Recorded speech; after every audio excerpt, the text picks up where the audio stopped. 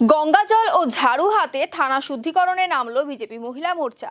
এদিন রাজ্যের বিভিন্ন জায়গার পাশাপাশি শিলিগুড়ি থানার সামনেও এই কর্মসূচি গ্রহণ করেন তারা।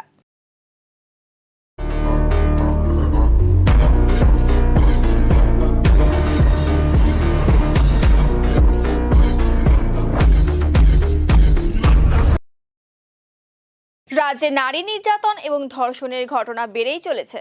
এই সমস্ত ঘটনা রুখতে পুলিশ প্রশাসনের উদাসীনতার অভিযোগ তুলে থানা শুদ্ধিকরণ কর্মসূচি গ্রহণ করেন বিজেপির শিলিগুড়ি সাংগঠনিক জেলা মহিলা মোর্চা।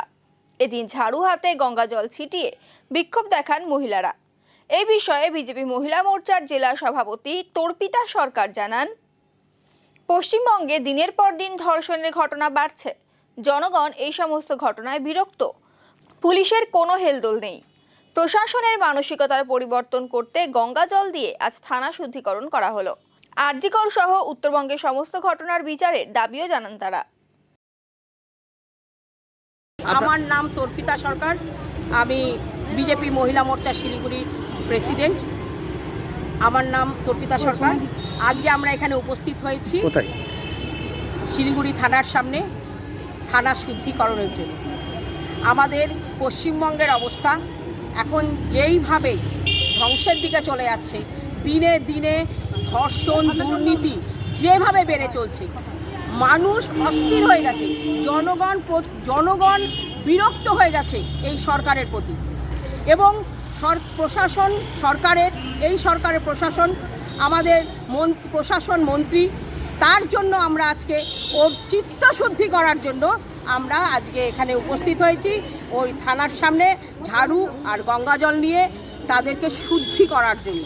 তাদের মনের মানসিকতা আমরা যেরকম ঝাড়ু দিয়ে পরিষ্কার করে গঙ্গা জল ছিটিয়ে শুদ্ধ করি, তার জন্য আমরা আজকে ঝাড়ু আর গঙ্গা জল নিয়ে উপস্থিত হয়েছি।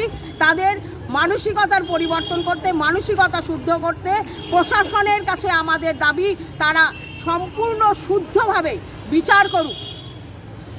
এই বিচার চাই আমরা, শুধু আরজিকর না, সারা উত্তরে, আমি উত্তর নিয়েই বলতে চাই, সারা উত্তরের যা ধর্ষণ এবং প্রতিটি মানুষে যেভাবে নিপীড়িত হচ্ছে প্রতিদিন প্রতিনিয়ত, এত কিছু হওয়ার পরেও প্রশাসনের কোনো রকম হেলদোল নেই, কোনো রকম বিচার নেই।